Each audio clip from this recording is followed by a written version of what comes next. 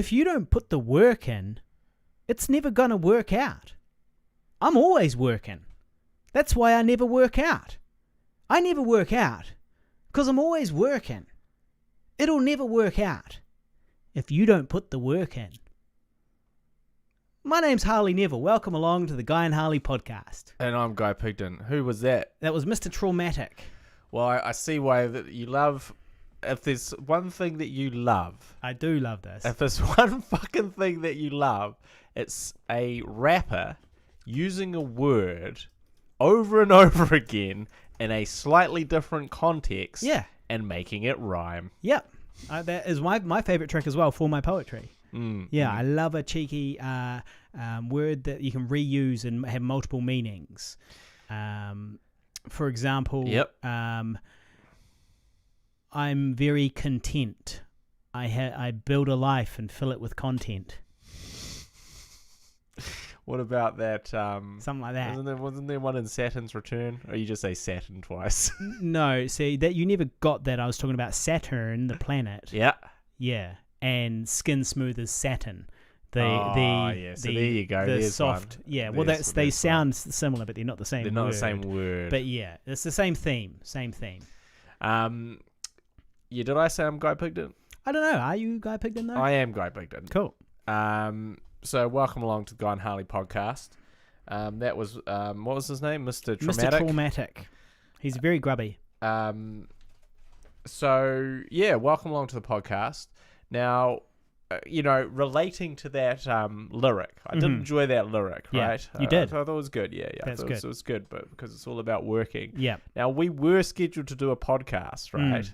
About a week ago. Yeah. What happened? And what happened is instead, and this was kind of like cracked me up after the fact. Okay. Right? Yeah. Is that instead we had a 3-hour business meeting. Yeah. So literally, we talked for 3 hours about all the shit that we've got to do or are doing. Yeah. And we weren't like sort of going off on random tangents or that, really. I'm sure we were. I mean, to some degree. But we're reasonably focused. But we're relatively on point. Yeah. And it took... So, this is not the work we have to get through. This is literally the time that it takes to talk about the work that we have to do. Yeah. Or that we need doing. Yeah. It requires a 3-hour talking meeting. Yeah. And I thought that was kind of funny. Yeah. And kind of extreme. Yeah. But also, that's where we're at. Yeah, and so as a result, we didn't do the podcast. Because we already talked for 3 hours, so we couldn't add another 2 hours to that or get too tired. Yeah. So this time we've kept the talking down beforehand to an hour. it was, I guess, 40 minutes. Yeah. We managed to keep the meeting to 40 minutes. Yeah. But also what's funny about that is that we had to have this 3-hour meeting about all the shit we've got to do. We'd only had a meeting like a week before that. Yeah. It hadn't been like a month or something. Yeah, well, shit's getting pretty crazy around here. Shit's getting hectic. All of this Older finally getting close. Older, our second feature film, which you can go check out the website, olderfilm.com.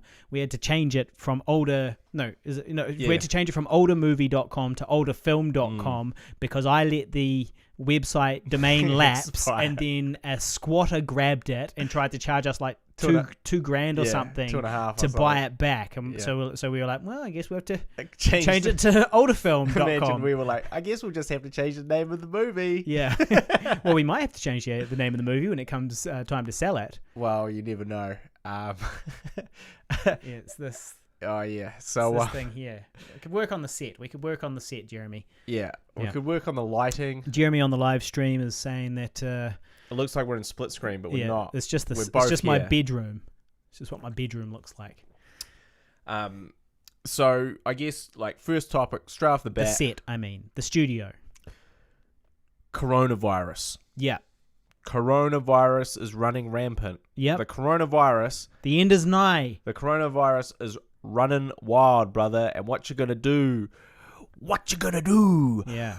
When the coronavirus runs wild on you? And the answer is probably recover. Yeah. Statistically, almost certainly recover from it. But if you catch it, I will if in the incredibly unlikely possibility that you actually catch it. Well, I feel like I'm a real high candidate to catch it. Yeah. Because you're so grubby. Because I don't wash my hands. Yeah. Refuse to wash my hands. Yeah. Obviously, that's a myth. You don't need to do that. You don't need it's like bacteria. If it was real, you'd be able to see it. Okay. And any time I can actually see dirt on my hands, I'll wash it. Yeah. But until that time, there's no need to wash it. Yeah. So, while I teach at a very large polytechnic. Yeah. With a lot of international students from all different places. Yeah. Including Italy, China, Germany, and all the places that are sort of coronafied at the moment. Well, that's great. And now here you are sitting with me, and this would be considered a close contact due to Big time. the amount of time. Big time. Spent together. But I just wanted to within talk a meter of each other about the coronavirus. Yeah.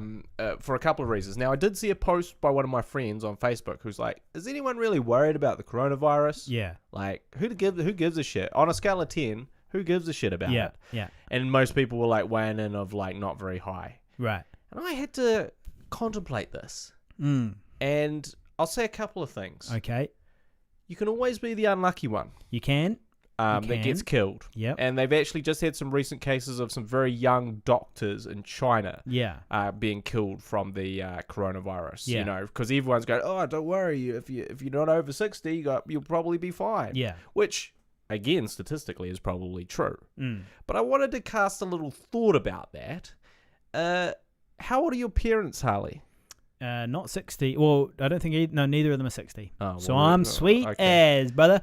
This is God damn it. Fucked up my point. All right. Fuck's sake. Sorry, mate. God damn it. No, neither of them are 60 Fucking yet. hell, they're fine.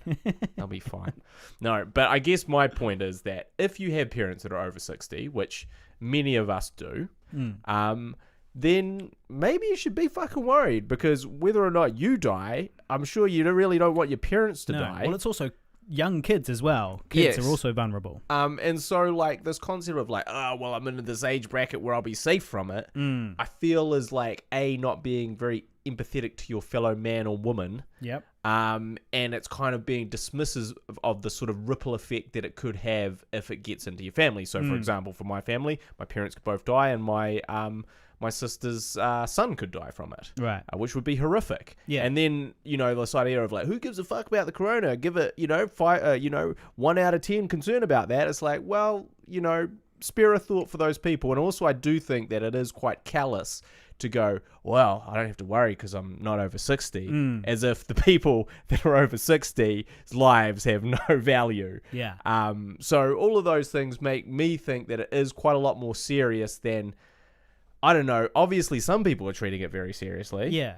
But some people aren't. And I did also just want to mention that it is having a dramatic effect on the film industry. Is it? What's the stats, dramatic effect? Some stats are in. Okay. People are watching way more DVDs now Netflix. on people Netflix. People are way more Netflix and chilling. Yeah, than normal. So the idea is, like obviously people... I'm going to use that line on my next date. I'm going to be like, let's get out of public, eh? Maybe we should just go watch something on Netflix. So let's hide from this corona in my bedroom. Yeah.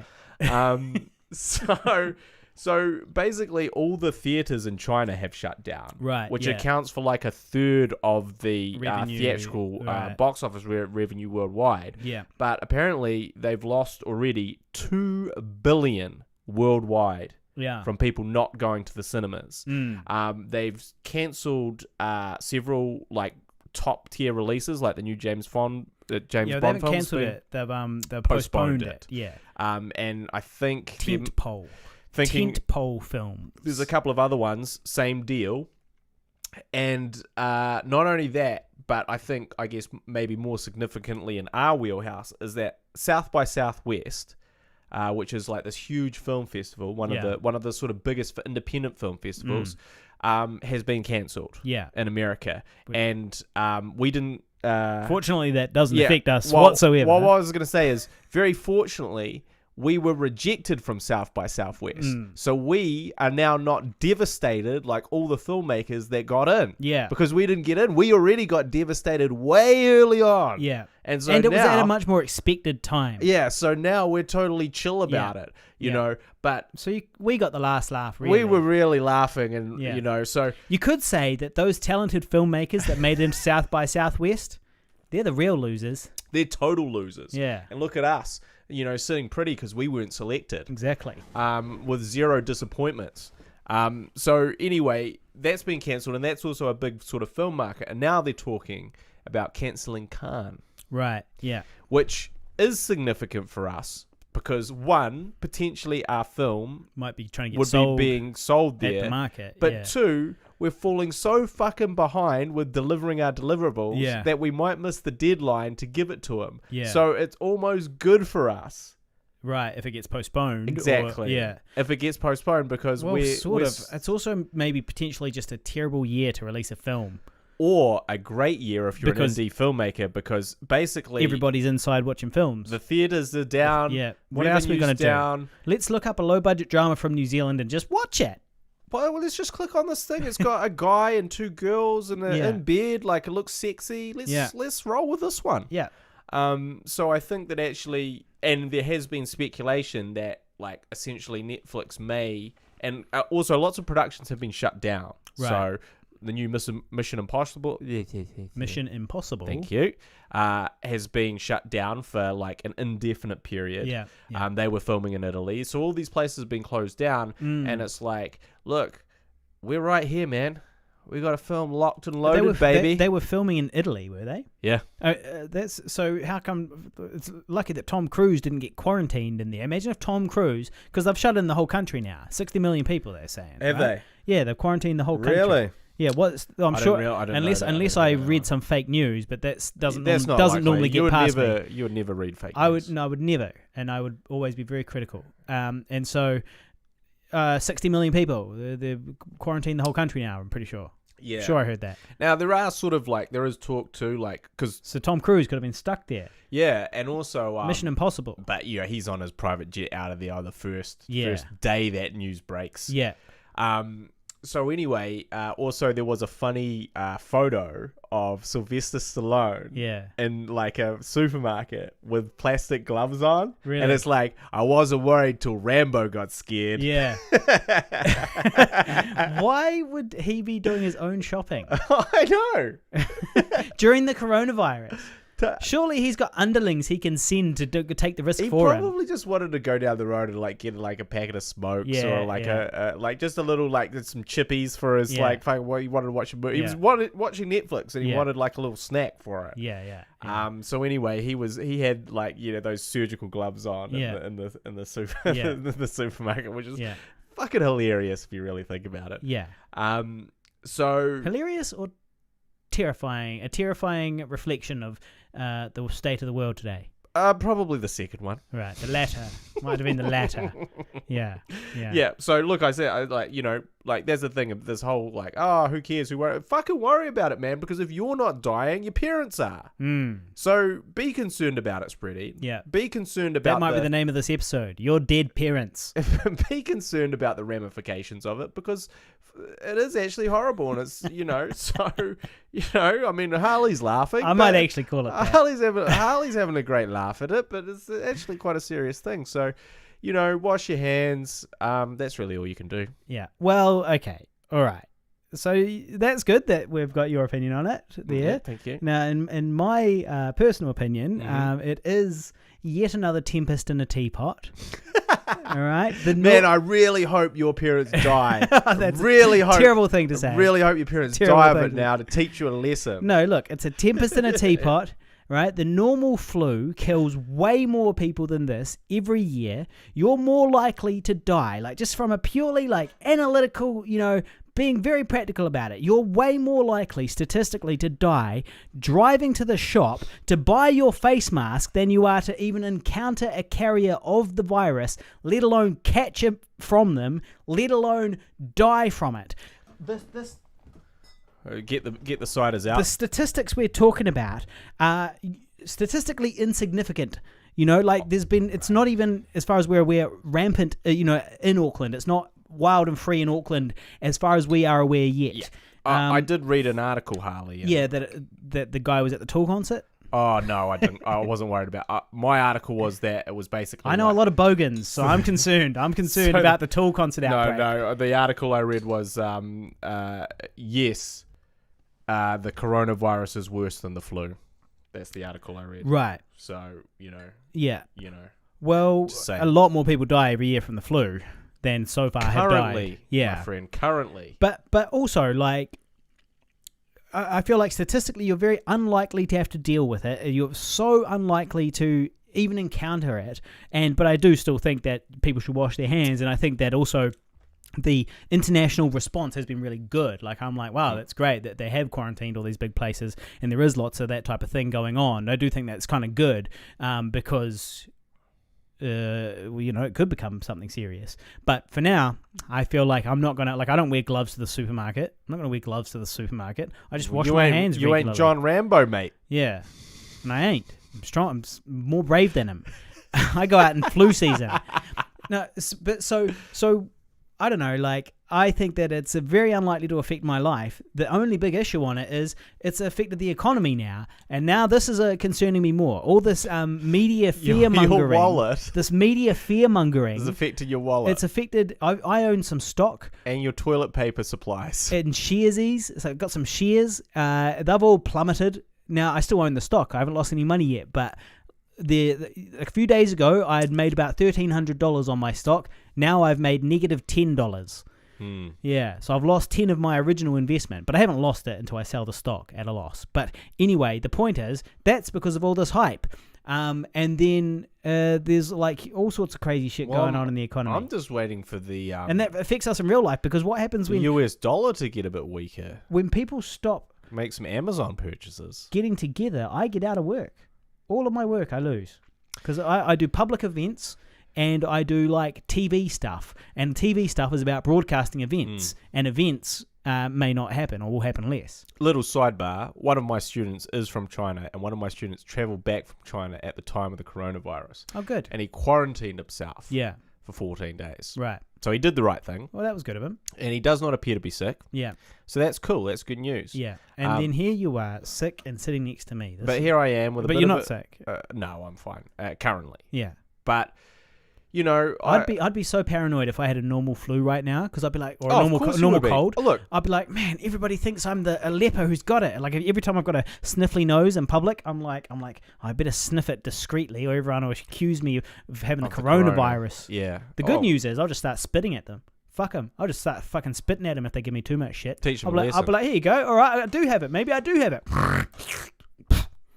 Come on. Well, who's going to punch a person with the coronavirus? It's obviously going to get blood all over you, and you're going to get the coronavirus. Your hand. My blood. Your hand will be compromised by that. You'd be a fucking idiot to punch a person with the coronavirus. But yeah, I think we should. So Harley's for the doesn't give a shit, but he's concerned about his his money. I'm sure. I just care about my fucking money. Okay. He's scared about his shares. Yeah. And I'm legitimately concerned for the loss of human life. Yeah. And that's where we're sitting on this topic. But let's cut the shit. More people died today from all sorts of other things, and we don't care. So I just don't care about one more thing than you. Well, look, I think it's unnecessary deaths. That's the difference. Right, but there's a lot of unnecessary deaths that have happened today that we don't care about. Yes. I just don't care about one more thing than you. I'm the same as you other than that. You don't care about the loss of life. And that's the one thing that you don't care about more than... the probably thousands of families affected by this horrible thing. Not cares a bit much. I feel for them. You feel for your shares eroding. I feel for the whole thing that bothers me the most is just that it really is this thing that's been concocted, like it's such a low risk statistically to anybody. The average person on the street. In this country. There are certain countries where it might be higher, but even so. But yeah, statistically, very unlikely to affect us, and yet it's all this big tempest in a teapot, and it is affecting us anyway because of the hysteria, the toilet paper being sold, and the stock prices going down, all that stuff. That's a result of this hysteria, and there's been like 90,000 people die or something like that, and it's like that's a lot of people, but more people died of like starvation today. How have you been washing your hands more? Mm-hmm. I have actually. So you've been affected. Despite not thinking at all that I'll encounter it, I still have noticed touching my face less and washing my hands more. Because I'm like, well, could happen, Yeah, I really don't know how I'm going to address my nose picking problem. Yeah, it's the eating that's the real concern. The eating, the eating boogers. Afterwards. Yeah, the picking's fine because you're taking it out. But the eating, it's the eating afterwards. So when that's you eat your boogers, that could be a real situation because your hand has just touched something else. Yeah, you pick your nose, it should just go out. Yeah, but it goes back in your mouth. Yeah. So that's the big problem here. So yeah, if we could all probably solve the corona if we stop eating our own boogers. Yeah. That seems to be what you're saying. So maybe that'll be the name of the episode. Stop eating your boogers. So anyway, people, wash your hands and say your prayers.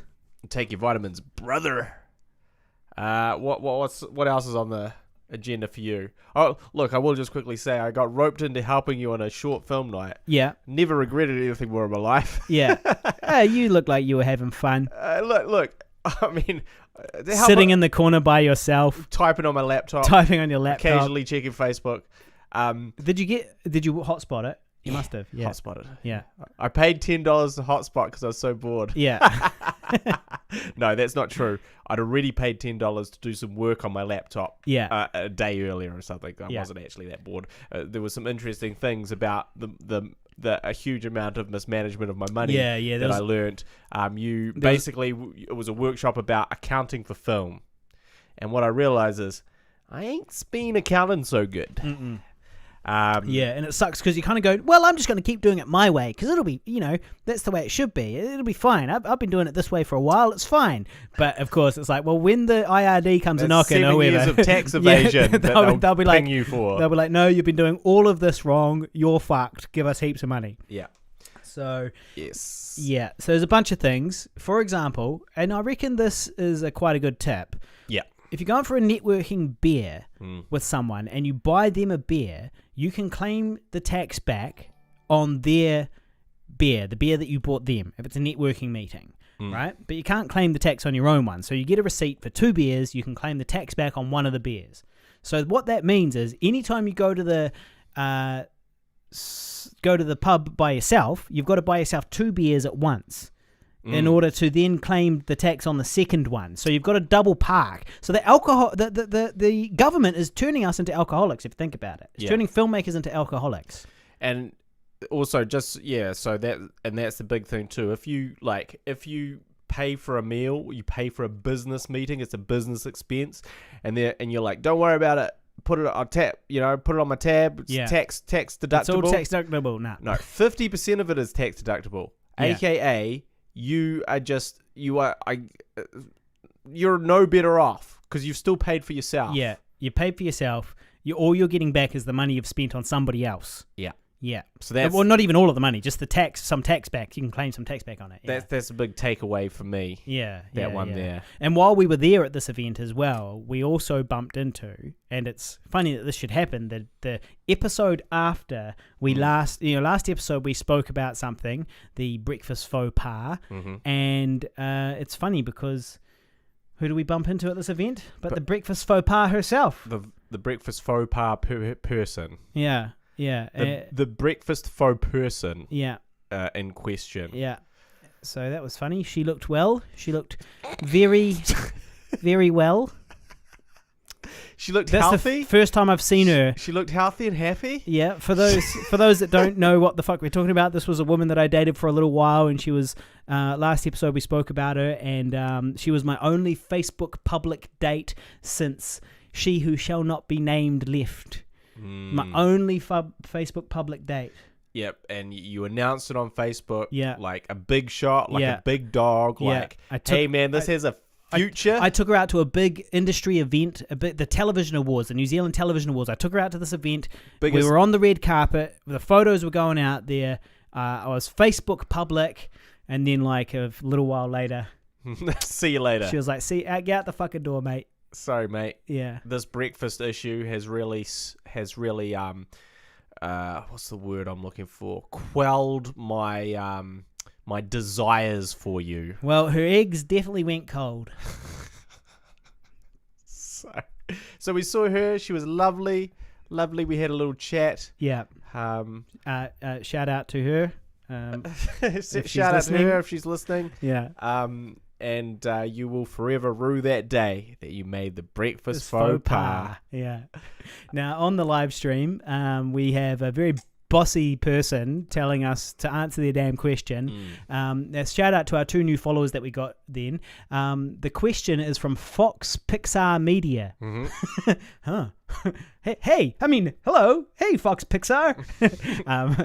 Is Fox even owned by Pixar? Or Pixar even owned by Fox? I don't think so. Probably not. Anyway, the question is, what were the alternate versions for Airplane 2, the sequel, 1982? Check IMDb, don't show them, just read. Oh, fucking, what? We're not checking IMDb. What are we, your Google machine? So, I don't know what they're, I don't understand the question. They're asking us to go into IMDb and look up the alternate versions for Airplane 2, but sadly, nobody present gives a shit.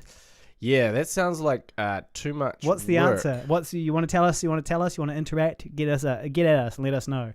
Yeah, we'll get back to you. Now, we might as well talk about, seeing as we're talking about dating and so on, we might as well just delve right into it. Talk about, Buzz on Bumble. I've actually got a new intro for Buzz on Bumble. I'm just going to play that right now. This is a pre-recorded thing. Okay. Buzz on Bumble. Buzz. It's good. Reminds me of the old Twitter. It's kind of like the Twitter one, yeah. That we used to have. We pre-recorded that one as well and just played it once. It's always the same every single time. Anyway, Buzz on Bumble. I did go to a wedding because our dear friend Bones got married. For the second time. Well, I was going to say that they didn't get married for the second time. It wasn't their second wedding, as in they, but he and his wife believed in the sanctity of marriage so much that they decided to get married twice. And I'm pretty sure this one's forever, though. They're a great couple, and we had a good time. And they got married in Alexandra, in the Central Otago region, a place with some of the most beautiful scenery in the world. Part of my, probably one of my favorite places in the world is that Central Otago. And while they were there, they threw the bouquet. And traditionally, they throw the bouquet and somebody catches it, and that means that person's going to get married next. So what happened was they threw the bouquet, and it was quite windy, so I accounted for the wind direction, and I kind of put myself a little over to the side and a little bit back. I just had a bit of a feeling, and it came straight to me. It was just meant to be. It landed right in my left hand, and it was just me and exclusively women. There was no other men in the bouquet thing. Yeah. I don't know why I was there, actually. But the only man there. But some say that. Isn't it all meant to be just women there? Yeah, it's meant to be all women. Why the fuck were you there? Well, I got told to go in there. The bride wanted me in there because they were hooking me up. Because here's the thing, they were hooking me up because they know that I'm single. Yeah. They know that at that wedding, I was the most eligible bachelor. I was going to say, they know you're single. They know you're sad. They know you're lonely. They want to help you out. Because they're my friends. Yeah. They're my friends. Yeah. Well, so what they did was they threw it, and I caught it. Great. And then, so I gave it back, and they were like, cool. Well, we're going to throw it again without you in there. Just the girls this time, Harley. So just fuck off. You creepy perv. You creepy old perv. You're not meant to be in here. And when I said be in here, that was a joke. Obviously, don't be here. Please do not be in this position, which is, you've made it awkward. I'm throwing the bouquet for my female friends specifically. You creepy perv. Leave, Harley. And you muscled your way in and punched several of my friends. Leave and never come back. I did, at the end, I did stand triumphant upon a pile of corpses. Look, I will say, because I saw this clip on Facebook, you shared this clip. Yeah. Because somebody filmed it. And like what astounded me, and I did comment on this, is that I've never seen you probably in a decade look that fucking happy. Yeah. Like the level of ecstatic excitement on your face. Well, I need you all were that. Standing so tall. You were literally on tippy toes. You were so excited. You're like, it's me. I fucking did it. I'm getting married. I'm getting married. And it's like, okay, calm your farm a little bit. I need all the fucking help I can get, okay? And so sometimes I'm willing to take a little help from the supernatural, all right? I do believe in luck. And in those cases, the superstition, it might work out for me. I'm probably going to be the next one to get married now. Yeah. So yeah, but anyway, so they threw it again, right? This time to meet for a woman to catch it that might potentially be a partner for me. Yeah. Yeah. Right. Yeah. See, it was quite a good hookup from the bride. Shout out to Gina. She orchestrated that for me, which was lovely. So she threw it a second time, but what happened was the second time, someone from our school caught it. She's a couple of years younger than us at our school, and her name was Katie, and she's got a boyfriend. And so before this happened, I had chatted to her dad for a little while after my first initial bouquet catching, and I overheard him say to her something a little bit later. What about him? He's a good guy. He's got a good job. Who, you? Yeah, me. She goes, what about him? Yeah. That's what the dad said. The dad said, what about him? He's got a good job. Yeah. And then she was like, nah. But I was standing like 4 feet away and was still in earshot. And so I looked at her and I was like, no? I was like, no? Really? Really? No? I've got a good job. I am so eligible. Yeah. What a disaster. But my question is, what the hell was she doing in the bouquet scrum if she didn't even want the bloody bull? Yeah. Nah, I'm with you on that. It's not on. I mean, to be fair, traditionally the bouquet thing doesn't mean you're a single person that's going to get a boyfriend or anything like that. It means you're getting married. So she might have been hoping to marry a boyfriend. But yeah. But look, after that wedding, I wasn't really even a little bit depressed that I was sleeping on my friend's mum's hotel room floor by myself. Because that's where I was staying. Shout out, Nick. I was staying on my friend's mum's hotel room floor. So yeah, but I did notice though that, I'm a bit of a tank nowadays, and so all these people were getting pretty rowdy, and I wasn't really feeling that rowdy. Yeah. And so I was kind of just observing a lot of things. And watcher. I was the watcher. I was the watcher. I didn't even get drunk enough to dance. And truthfully, I didn't really envy any of the guys that were there with their missuses. Like later on in the night when things got messy, that virtually all of them seemed to be having discreet domestics in the corners. And I was lying on the floor in my friend's mum's hotel room, and I was by myself, and I was like, yeah, but I don't want to be where they are either. Yeah. And on a related note, one of the guests had a partner that they brought, and that partner gave me some magic mushrooms late in the night. Drug paraphernalia. Yeah. Yeah. So you tripping on shrooms on the floor of the hotel room of your friend's hotel. Yeah, and mushrooms are good for the antidepressant properties, so maybe that's why I wasn't depressed. Right. Yeah, about being all on my lonesome at age 36. I wanted to debut a new segment on the podcast here. And it's called Facebook Rewind. Oh, good. Okay. Now, I hope it's as good as the Twitter segment. Oh, this is way better than the Twitter segment. So, obviously, I've what's the word I'm trying to... So I've regressed into my shell on Facebook. Right, yeah. I just really don't give a shit about it. Yeah. And, at one point, I sort of treated it as a bit of a stand-up comedy forum. Yeah. Where I just... do updates to amuse myself when I was procrastinating from my real work. Yeah. Procrastinating. Procrastinating as we call it. And that's really what I use it, sometimes to my detriment. Yeah, like when you make jokes that are not funny to industry professionals who are on your Facebook. Who swiftly unfollow and block me. Yeah. Thus destroying 5 years of friendship. Yeah. So... Are you referring to somebody specific there? Yeah, no, nothing. I mean, this is just a random thought. Yeah. Nothing specific. Nothing really specific. But if I would love to be friends with that person again, but anyway, look, this is beside the point. So, but maybe this Facebook rewind segment will sort of we'll fix it all. Well, no, I was gonna say we'll sort of show why. Okay, so you're gonna go back and read some of these. Yep. So, okay. Have you got an intro for the Facebook? Rewind? Yeah, I do. Just hold 1 second. Facebook rewind. Fuck, that's way worse than it's almost as bad as the Twitter one. No. It's almost as bad as the Twitter intro. It's just as good. We're going to have to re-record that, I think. So, I got a Facebook memory. So you get these Facebook memories. And sometimes they're good, sometimes they're bad. Yeah. Sometimes you're kind of like, what the fuck? I'll tell you what, sometimes they're good, sometimes they're bad. Always, nobody gives a shit. And and so this, so I decided to make a segment. So in this particular Facebook comment, so it was your most commented post from 2012. Right. Okay. Do you want to have a guess what that could be? No. 2012. Put yourself back in 2012. What were you doing in 2012? Well, 2012 was after the zombie film had been shot. Mm-hmm. I went away and gallivanted around Mexico for a little while, and then I came back here. I came and moved to Auckland at some point around then. So the post in question. Do you want to guess how many it was most commented? Do you want to guess how many comments that was? 12.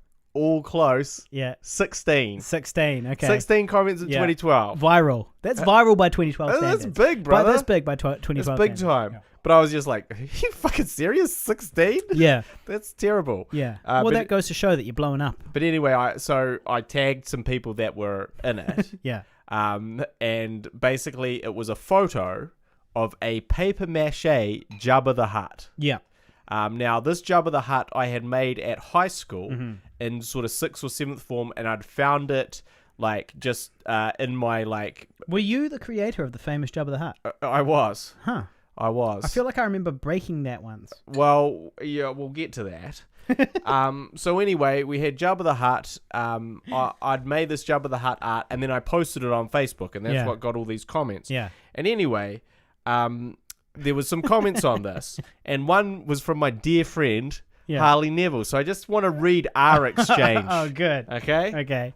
So well, I'm concerned about this because there's a lot of bad things on Facebook. You should be concerned. Okay. So this is from Harley Neville. So this is his first comment. Yeah. So it's a picture of a paper mache Jabba the Hutt, and I said, and you said, "Is this the old original from back in the day at Logan Park High School?" ? My reply. No, Harley. I spent several weeks making an exact replica so I could post it on Facebook. Okay? And this is where it goes south. And this is in between some other comments, obviously. Okay. So there's a whole bunch of context that you guys aren't getting. Well, not here really. You go. No. This is the R replies back and forth. So I'm not skipping any of those. Okay. So this is your next comment to that. All right. You ready? I think yes, so, yeah. Oh, right. I can see now that this is the original because it has that hole in the chest which you used to use for fucking it whenever you couldn't get Mr. Almond to molest you. My question was quite legitimate, but allow me to dumb it down. Is this a photo of Jabba the Hutt from back in the day, or is this a recent pic of Jabba alive and well all these years later? Right. Okay. Fair enough. Okay. And here's my reply to you. Okay. I didn't ask Mr. Almond to molest me, Mr. Cranky Pants. He did it of his own free will. And there's no way I'd fuck that hole either, you disgusting little creep. I fuck him in the mouth. Hence drool marks showing how much he enjoys it. And yes, Harley, this is actually a recent pic of Jabba alive and well. You just had to go and bring it down to this level, didn't you? It's good. It's all good stuff. It's all good stuff. See, we need a bit more of that banter. That's what we need. So, I don't know. I just thought that was funny. that was our exchange back then. Yeah. And clearly we were funny guys. We were. Back when we still... full of vim and vigour. Yeah, full of vim and vigour. Still kind of cared enough. Because I've gone a little bit Facebook dark as well. Like, you wouldn't believe it if you looked at my Facebook. You wouldn't believe it if you saw your Facebook. But compared to how much I could be posting, I feel like I'm posting a lot less than I used to. And I feel like I probably should increase that a little. But with quality, not quantity. Yeah, no, I agree. Like with these great Jabba the Hutt posts from 2012. Yeah. So obviously you can understand why some people may have unfollowed me from time to time. Yeah. That's the stuff they have to wade through. What's funny?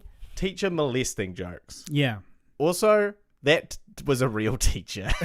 Yeah, we didn't even try to censor the names. Well, you didn't. We told the school that he was from. You didn't. You brought his name. Well, maybe I was less tactful back then. I'm much more tactful now. Now you'd 100% make that joke, but you'd use a fake name. I was just a child back then. I was only 29.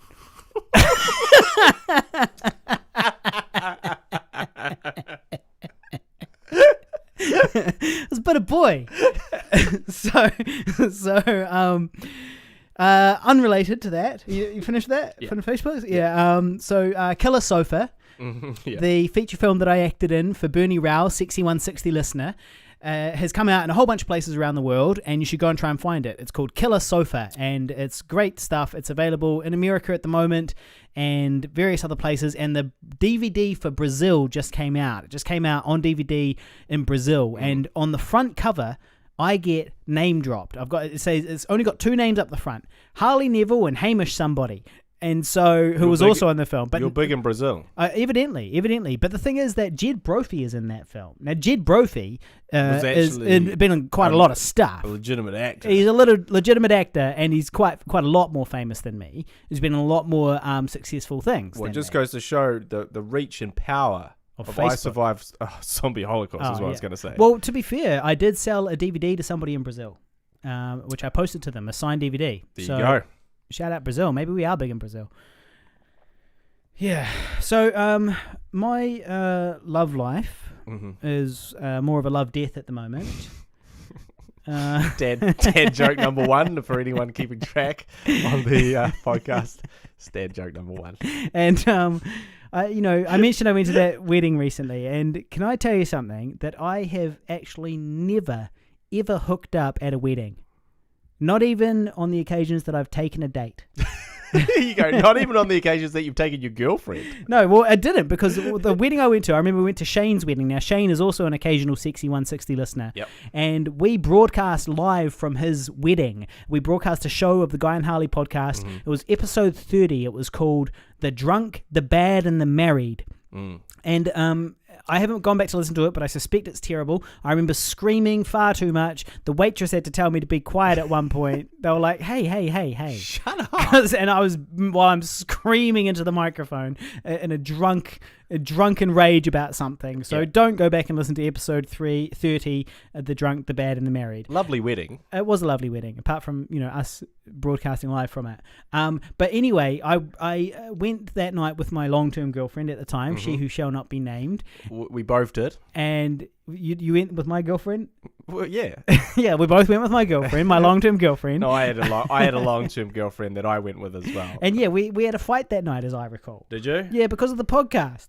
Oh, we really? were fighting about the podcast. What was it? Why? What was the? Well, I believe in that episode we might have told a story about the hot deaf Scottish girl. Oh yeah. There was a hot deaf Scottish girl that applied for our flat, and we spoke about it on the show with my then girlfriend in ear proximity. Well, right there, I think. Yeah, you go right there on the show with us, on the microphone with us. No, she was a. But I didn't say anything bad. I just said she was a hot deaf Scottish girl.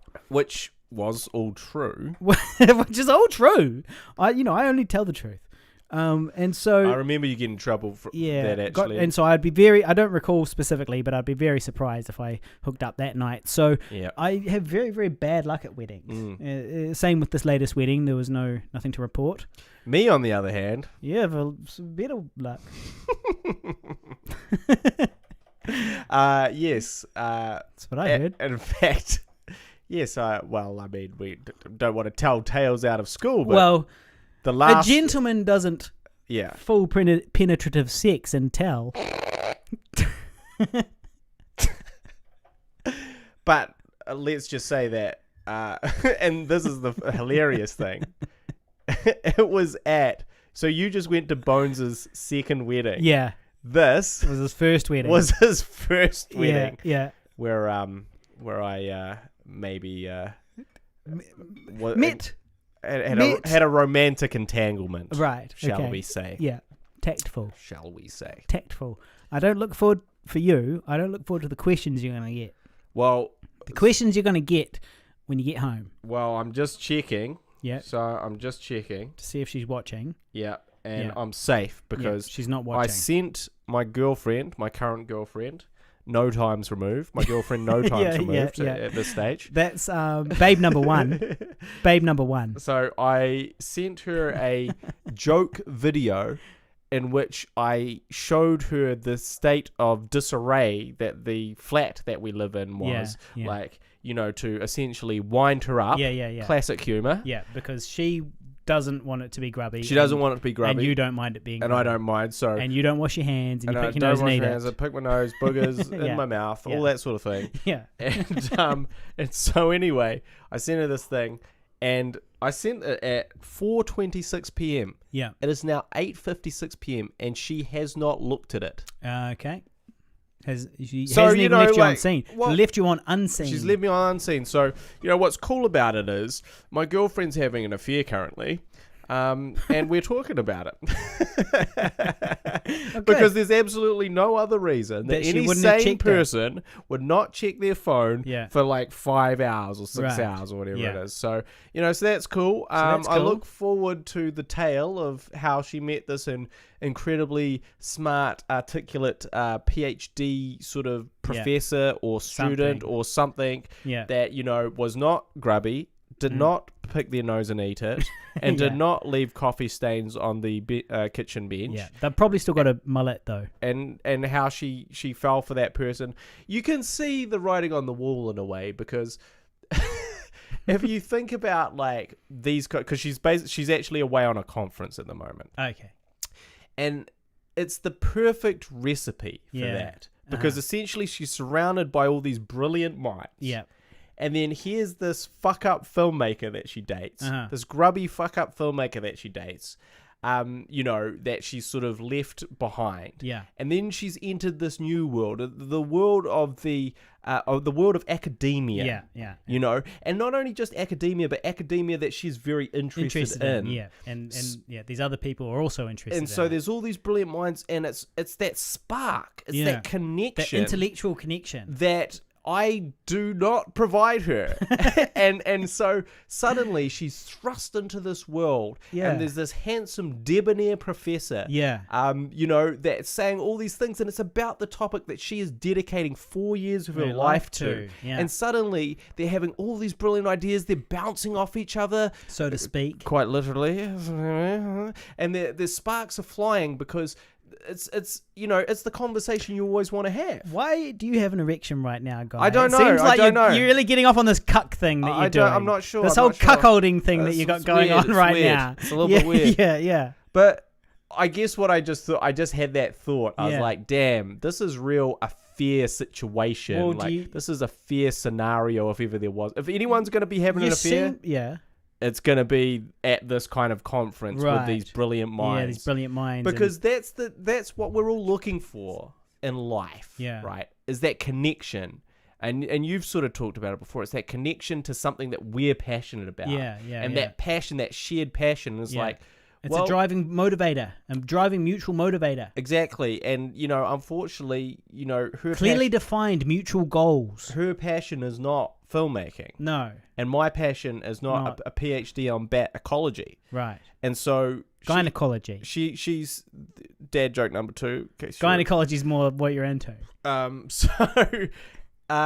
She's bound to meet someone better than me, so... Right. That's cool. Your insecurities are eating you alive. Not so much insecurities, but I think I've I'm presenting a viable scenario. Would you like me to make you feel better or worse? Let's go with better. Well, then we better change topics. Okay, let's go with worse. Okay. Well, do you want to hear a conversation that I had with a security guard at a convention? Yeah. And he regularly attended all of these conventions, because I do as well, because I film a lot of these conventions. Yeah. See, that's the thing. We go to film the Brilliant Minds. Yeah, we film it. We personally film the Brilliant Minds. Yeah. We don't have the Brilliant Minds. I like to think that we're brilliant by proximity. Yeah. But anyway, security guy. Yeah, so I was chatting to the security guy, and he was like, and so what happens at these conferences? There's all these different types of conferences in these hotels. Guy, you really want me to talk about what the security guy said? For it. All right, Look, okay. You seem quite lighthearted about it. Personally, I'd be lying awake all night. To be honest, I am perturbed that she hasn't checked her phone in 6 hours. Right. That does set off some warning bells. No, for me. But continue the story. Nothing would be happening at this hour. At 9 p.m? Well, maybe 9 p.m.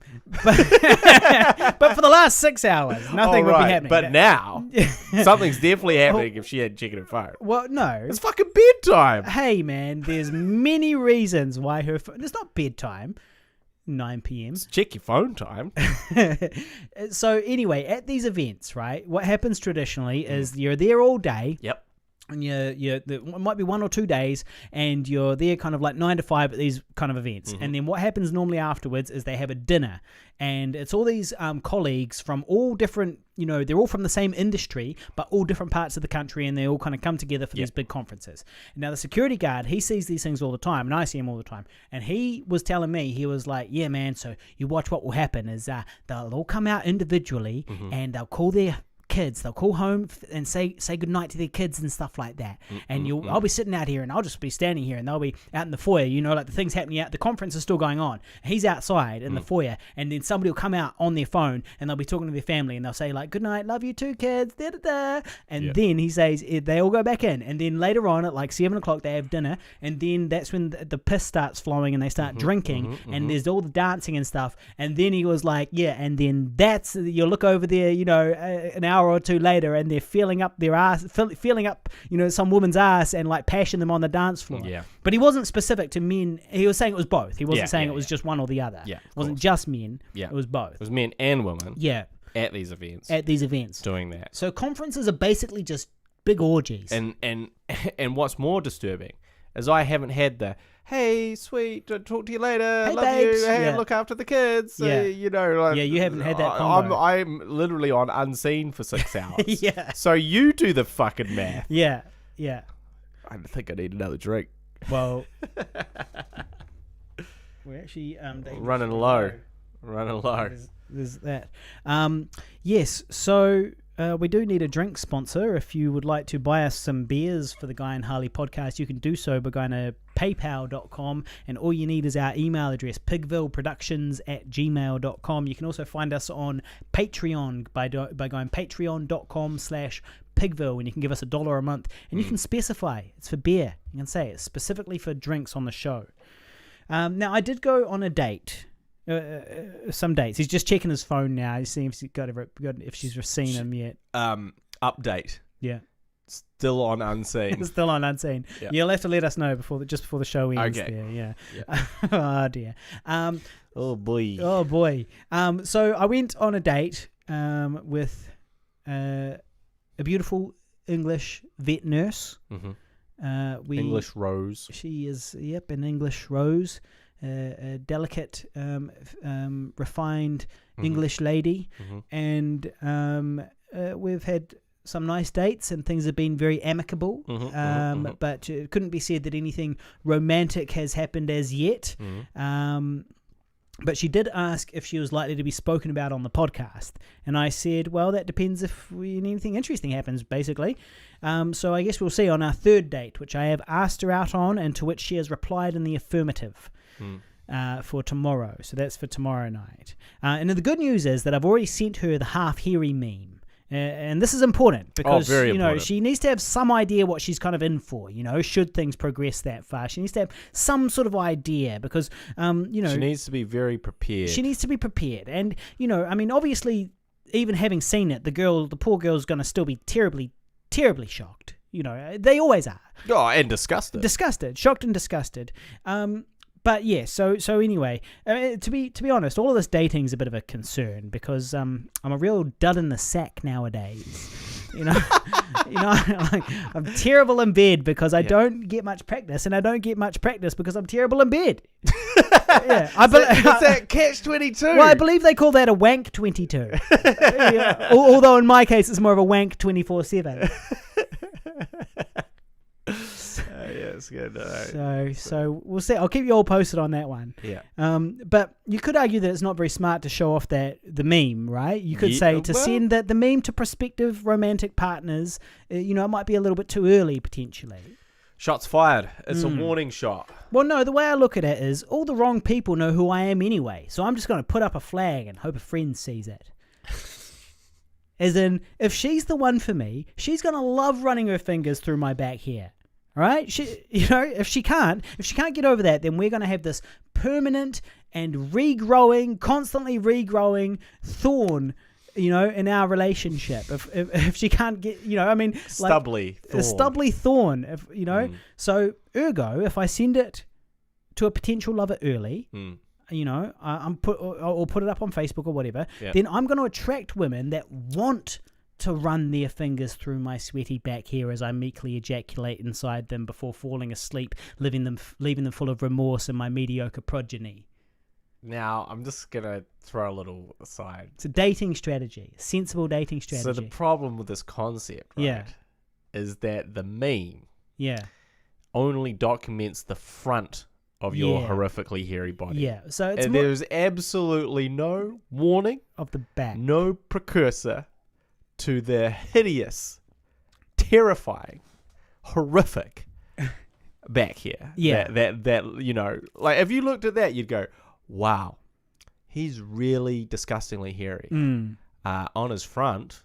Yeah, but you wouldn't think it would. But you would never go. You wouldn't imagine that it would be so uniform. You wouldn't imagine that it would be equal to, if not greater than, if you flipped him round. Yeah. You know what, guy? You actually know. From having flipped me around so many times, you actually know my back hair. I was thinking about this the other day. You know my back hair better than I do. Well, I do. Because you've lived with it for 20 odd years. Not only have I lived with it, I've had to shave it. Not only that, I've had to edit it. Yeah, so again and again. Because which we did talk about. We've got to go to what's our classic joke? Yeah. Harley's hairy. Yeah. Will that ever not be funny? Will that ever do poorly on the internet? No, it won't. People are into that. Look, there's an audience for hairiness. And also, look, it's an extreme, Onlyfans.com/hairy navel. It's an extreme thing. Of course, you are going to try and exploit it. Like, it's like anything. It's like any deformity. You're going to try to exploit it in the maximum possible ways for comedy. So, yeah. I've been in the grade with an editor. Yeah. And I've been discussing and you've been with that editor. Yeah. And I've been going, shit, he's way fucking hairier in this shot. Yeah. Than 2 shots ago, because this is a pickup. Yeah. Is there any possible way of grading his hair that down? You can grade his hair to not seem so fucking I feel like that's a hairy? mistake, though. I feel like that would be a mistake. You need to go the other way. The pre-shaved ones, you've got to put them up. You've got to get them to grade the hairiness up to match reality. Well, there's a lot more of the of the other one because of the previous pickups. This was during I Survived a Zombie Holocaust, right? Mm-hmm. In I Survived a Zombie Holocaust, there's a nude scene where I'm all hairy, but for whatever reason, it was summer had only been a couple of months beforehand, or a few months beforehand, and I'd manscaped for whatever reason at some point, and it had mostly grown back, but not 100%. And then we went back for pickups when it had really grown back, and it was, it had really set in. Yeah, and the hair had really there was a notable difference. Yeah. Like if I had been as hairy as I was the second time for the first time, it would have been even funnier. It would have been much funnier. I think it would have been, like, it was funnier anyway. It was funny anyway. It's a funny scene. It's a funny nude scene in I Survived a Zombie Holocaust, which you can go and get on Showtime and AT&T and iTunes and all your favorite places. So go check it out. All your favorite places except for Netflix. Can't get it there yet. But I call my hairy back, in terms of dating and putting it out there, putting the meme out there and that. I refer to my hairy back as the great filter. because I'm pre-filtering them before they filter me, you know? Like if this person has no idea and expects nothing, you know, and then one day we're in bed and I take my shirt off, she might literally get up and run out. Yeah. Right? It could happen, right? So this is, I'm basically filtering them before they filter me. If they're interested, they'll still come. Well, they probably won't come. They won't come, but they will. But I'll come. They will contemplate sleeping with you. I'll come. They will contemplate sleeping with you. Yeah.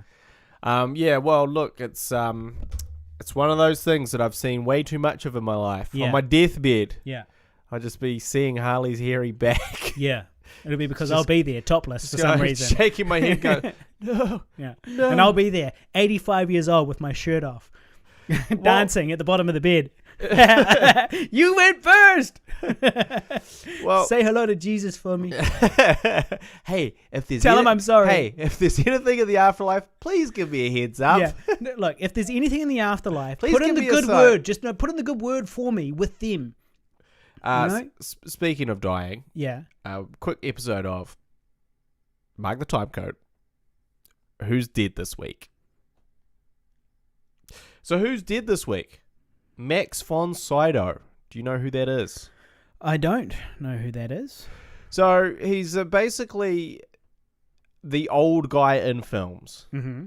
And he's been the old guy in films for approximately 30 to 40 years. Yeah. So have you ever seen an old guy in a film? It's him. It's him. Yeah, okay. And so there's a couple of things about him, like legendary status. He was 90 years old. I believe he was in Game of Thrones. He was the one-eyed raven. Oh, yep. So he was that old dude that... The one-eyed purple... Monster. The one-eyed raven. So he was the guy that gave advice to... What was the wheelchair? Bran. So he's like, yo, Bran, this here, you know, how you see in the future and shit? Well, this is how it be, son. You get locked into this. You get locked into this tree. Spoiler alert. You get locked into this tree. It's actually really annoying. You're always looking ahead. Yeah. And it's all crazy. And this is so that was him. But he's also been in things like Minority Report. Now, can you tell the listeners about this while I go and get the other final drink? Yeah, I can. So he's been in Minority Report, and maybe most notably, he starred in a bunch of foreign films because he's actually, I believe, Swedish.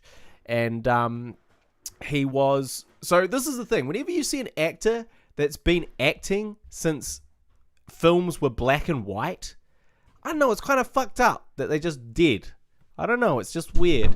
And he was also famously in, I think it's called The Seventh Seal, which is basically about a guy...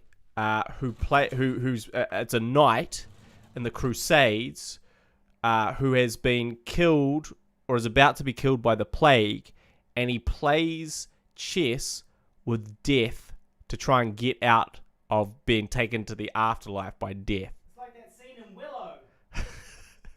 And so, I don't know, that guy that played chess with death is dead. It's weird. So anyway, he was a great actor. He was also in Star Wars, the first of the new Star Wars movies. Shit, what the hell is that called? Not Rogue One. The Force Awakens? The Force Awakens. So he was in Force Awakens right at the beginning where he got killed in like 2 seconds. Spoiler alert.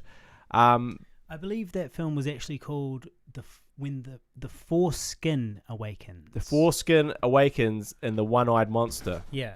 The one-eyed purple monster. So anyway, Max von Sydow, like legendary actor, like if you see him, and I guess the other maybe the big American film he was in, we played an old preacher, like fucking 40 years ago, was The Exorcist. Right. So so he's the preacher that comes in at the end and he's like, yo, you got a problem with demons? Let me take care of that. Oh shit, this demon's really strong. Maybe we can't just easily take care of it exactly how I hoped. Spoiler alert for The Exorcist for 40 years ago. From 40 years ago, yeah. So anyway, he was the man. He did lots of cool shit, and he had a career that spanned sort of, I don't know, 70 years. So he was basically like a fucking G. He was an OG. And so now, did we talk about Kirk Douglas dying? No. We didn't talk about that? No. On Who's Dead This Week? No. Last Who's Dead This Week. Who was the last Who's Dead this week? Phil Davison, director from Dunedin. Okay, yep, copy that. Al Henderson, another New Zealand icon. Thingy. Yeah. And then before that was Juice WRLD, rest his soul. Fucking Juice WRLD. Lean Whitney. We don't even get to Kirk Douglas? No, never heard of him. Kirk Douglas, who is he was excellent in Tango and Cash. Kirk Douglas is the father of, who everyone knows better, Michael Douglas. And what's fucked up about that whole family is like this is probably the only ever example of someone being a huge film star. Yeah. And then their son going on to be an even bigger film star. Well, apart from Martin Sheen and Charlie Sheen. No, Charlie Sheen didn't become a bigger... He sure did. He's Look, so much... Charlie Sheen is so much bigger than Martin Sheen. Martin Sheen is still acting. Charlie Sheen's been unemployed since 2017. Well, he does have HIV, and he's just been accused. He's just horrible drug addiction, and he's just been accused of. He's been Me Too'd. He's just been accused of molesting Corey Haim when he was 13 years old in a new documentary by Corey Feldman. Right. Yeah.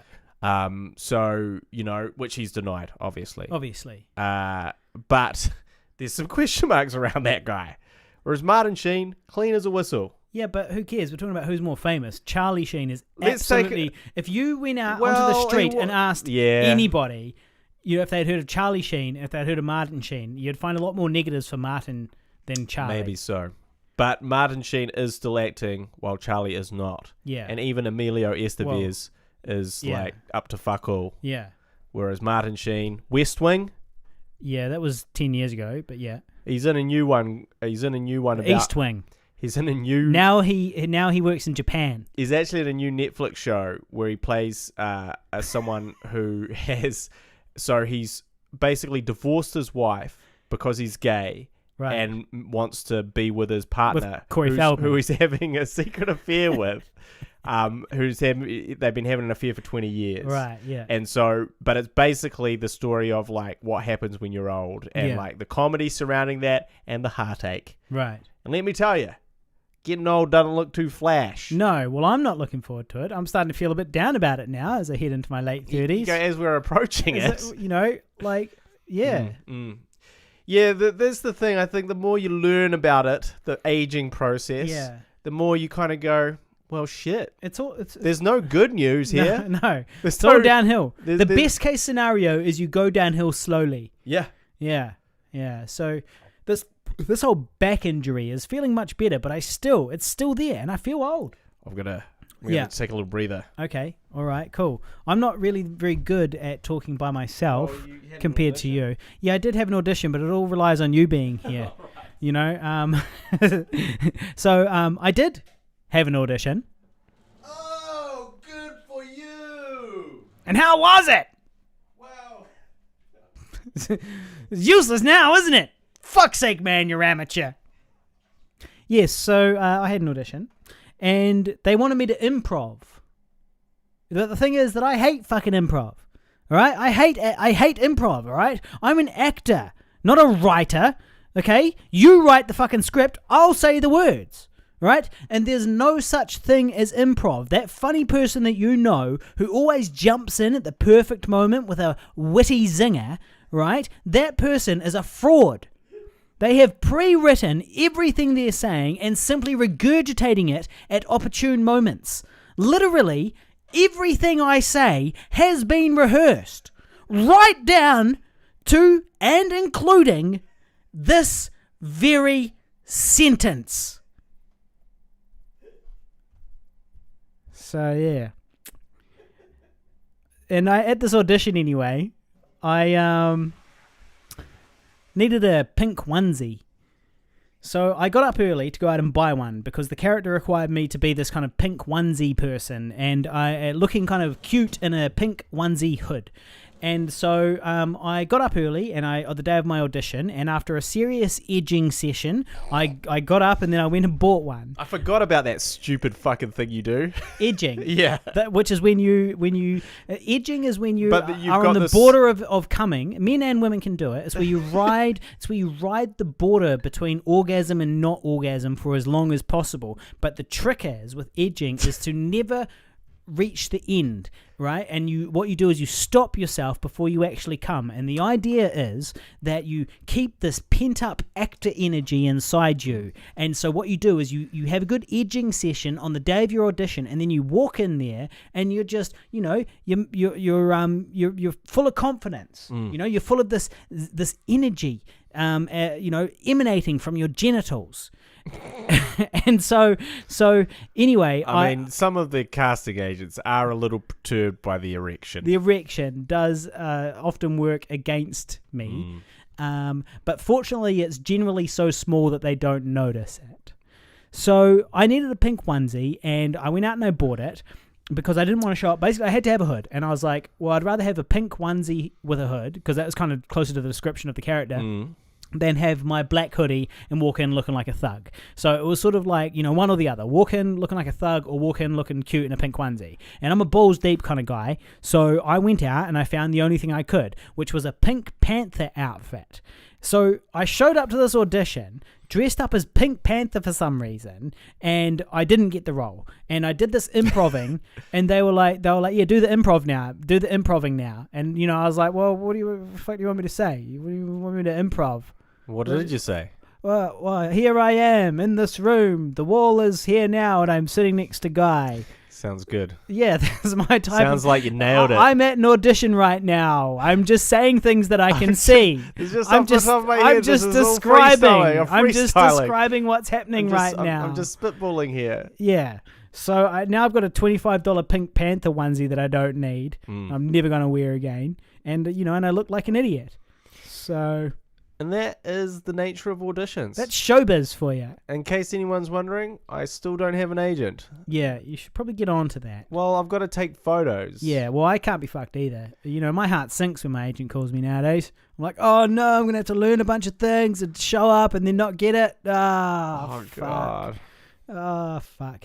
Speaking about the film biz, I don't know, we mentioned this in a previous episode about extras, we posted on the older page saying, hey guys, check your credit because we're going to be locking in these credits very, very, very soon. And we've locked in the credits now, so if you didn't get back to us, you're fucked.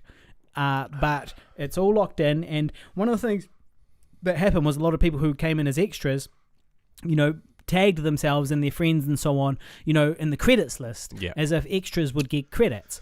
And we never said that. No. We never said that, and it's not the norm at all. It's absolutely not the norm. Like, you go and watch your favourite show, Shortland Street, and, watch the credits, and you will not see the names of the extras. But to be fair, I don't think any of the people that were giving me grief were people that are regular extras. They weren't, kind of professional extras. Yeah, exactly.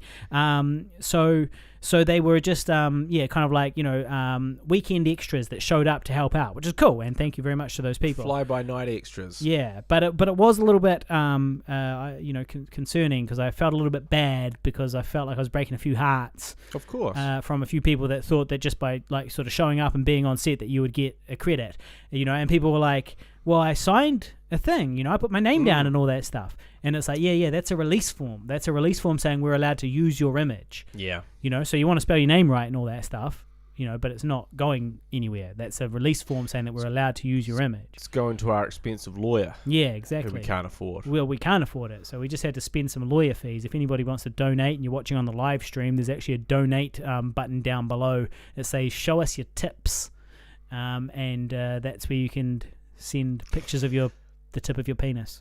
And look, it's an interesting thing because, the extras do give their time. Yeah. And we do appreciate that. And if they didn't, we may not have a scene. But absolutely. We had a scene that we shot, that we cut because there was not enough extras. What was that? In the Bluestone room, there was a scene. Yeah. And the director didn't like it because it looked like we weren't in a real bar because we didn't have enough extras. Yeah. Apart from my girlfriend, fucking 5 times removed or some Yeah. shit. Yeah. 4 times removed, 3 Yeah. times removed. Yeah. Shit, it's hard to remember how many times you're removing them because they keep having affairs at PhD conferences. Yeah. I can't keep track of them all. Yeah. Yeah. But anyway. Well, I do actually have a bit of news about one of your exes. Sweet. Who has gotten married. Announced that marriage, but you wouldn't know about it. No. On account of the fact that blocked. they've all blocked you. Yep. All your girlfriends, all your ex-girlfriends not have all blocked of them. you. How many's left? Look. How many's left? 90% have blocked me. 90% have 80, probably blocked 90? you. Yeah. No, it's more like 60% block. Right. Okay. 60% block. Yeah. Well, this one has definitely blocked you. And she posted recently on Facebook that she was getting married. She's engaged now. Yeah. Damn, this shit's big. Which one? Well, I'll give you a hint. Okay. She was the one that became a lesbian stripper immediately after her relationship with you. I'm with you. Yeah. Yeah. I'm with you. She's announced that there now. I have a knack. I have a certain set of skills. Yeah. Shall we say? If you're a lesbian woman out there and you've got a crush on a straight woman, what you need to do is hook her up in a relationship with a guy for a couple of years. Yep. She'll come running to you. Leap into running. bed. Leap. She'll leap into bed with you. So if you'd like to slide into our DMs, facebook.com/GuyAndHarley, and you can make your propositions. I have a particular set of skills. So cool. Well, that's good to know that her life's working out. That she found happiness eventually. I mean, she is old as shit now. Well, she's 2 years younger than you. I think 2 she's years younger than us. One. Right. Yeah.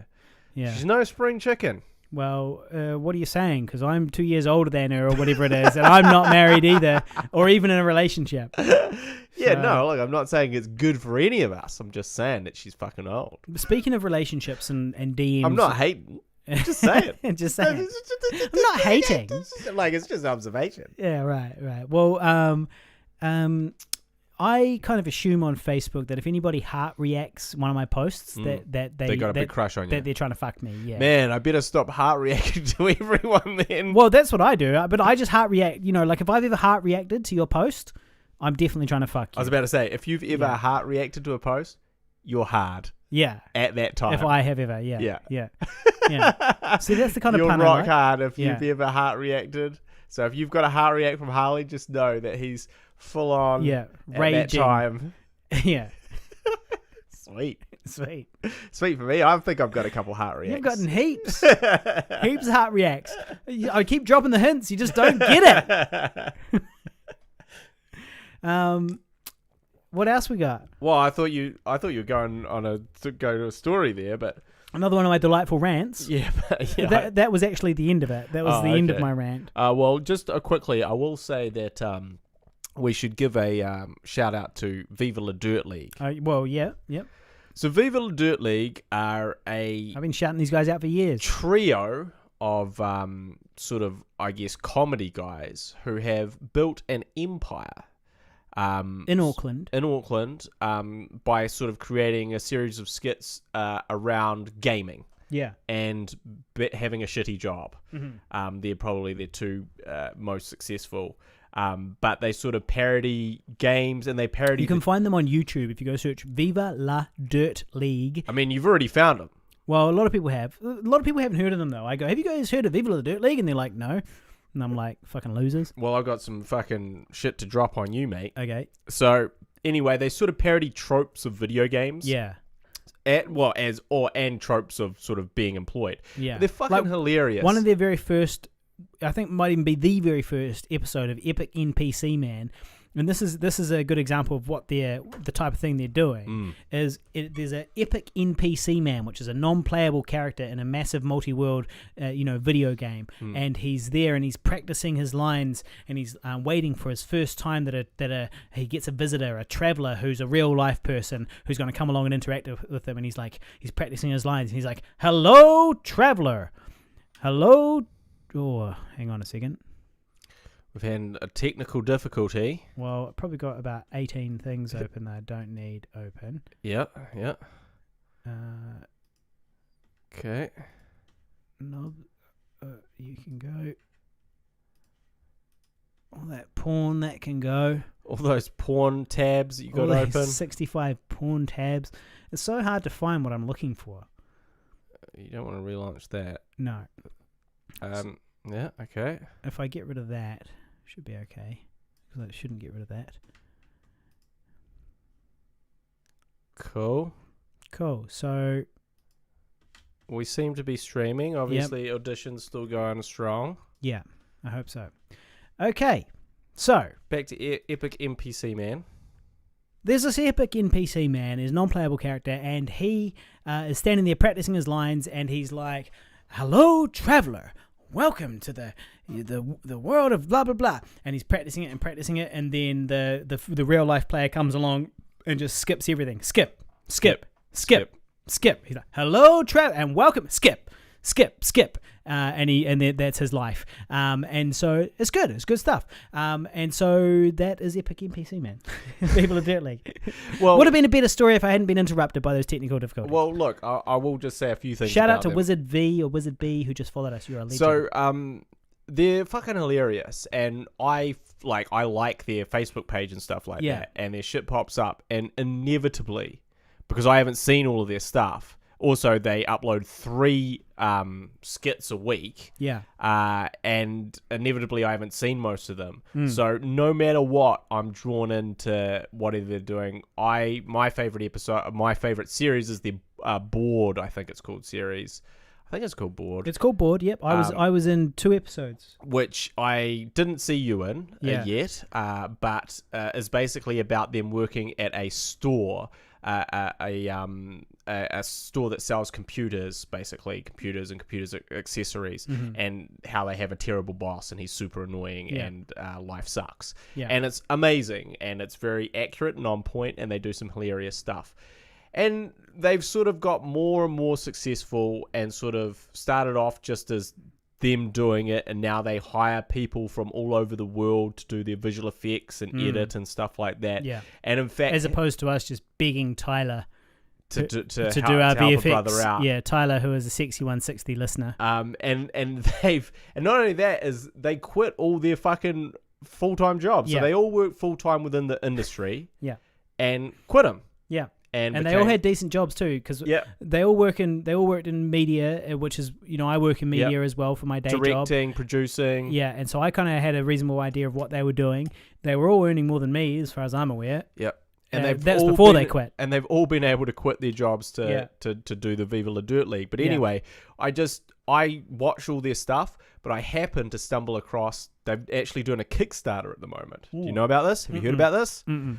So they're doing a Kickstarter for a short film called Balin's Route, right? Which is about Balin, which is one of their characters from Epic NPC Man, going on this crazy adventure. And that, so they've, I'm just going to ask you, take a guess. This is a 20-minute short film. How much do you think they were asking for? Think big. 500,000. 400,000. Okay. Guess how much they've currently raised. And this was earlier today when it was going up by the thousands per minute. 1.3 million. No. But they've earned... This is when I checked at like 4 o'clock today when I logged onto their live stream. Yeah. They have raised 329,000. I'm pretty sure they've probably reached their goal by now as we speak. And what they were doing was a live stream along of Epic NPC Man while they're trying to raise money. Right, yeah. Well, that's the type of thing we are going to need to do with our content. Live stream it and talk to people about it, while we're watching it and that type of thing, and put it out there that way. And, watch them together and get people watching and commenting with us. Yeah. This is what we need to do with No Caller ID. Yeah, which is about to come out. And I guess what I thought was interesting about it was, would you ever make, and I guess I'm talking in hypotheticals here, but would you make a $400,000 short film? Like if you had $400,000, regardless. Yeah, you could make a feature, right? Well, that would be my personal choice. Yeah. But would you go, okay, we've got 400 grand. Yeah. Would you go, no, we've got to do the feature? Or would you be like, you know what? It just seems just a tad frivolous to make this all on one short film. Yeah. Thoughts? Well, it seems a little frivolous, purely because of the financial return you're unlikely, the financial return you're likely to get from making a short film, like you can't really sell that anywhere. Not for but that. All you could do is you could make it, and you could make it really cool. Yep. And you could put it on the internet. Yep. Which is what they're doing anyway. So it's kind of this sort of self-distributing, and that's fine. So they potentially could make their money back on it, maybe, but probably not, right? Unless they're selling it somewhere somehow. No, I mean, maybe over 10 years you could, and whatever your... Well, I was at their I think it was 100,000 subscribers celebration party, where they received a special, like, you receive a special play button from YouTube, and they post it to you. It's a physical trophy. And so they received it, and they threw this party celebrating. And then last time I checked, they were at like 1.4 million or 1.5 million subscribers. That's how many on YouTube. That's not their views. That's how many people actually subscribing them. And their views are in the hundreds of millions, I'm pretty sure. Yeah, and that's, I guess, where we're talking about, like, where do you go pro? Well, I guess around that, somewhere around that mark. Yeah. And they have a Patreon and all that sort of thing. But I guess I thought it was fascinating that they would, raise that money, but then just go, you know what, we're essentially going to make an epic short film. Yeah. Whereas I'm out of the short film game, man. And when I say that, we're making a short film shortly. But I guess what I mean is, like, if I ever get money, I'm always looking for that longer form content. Yeah.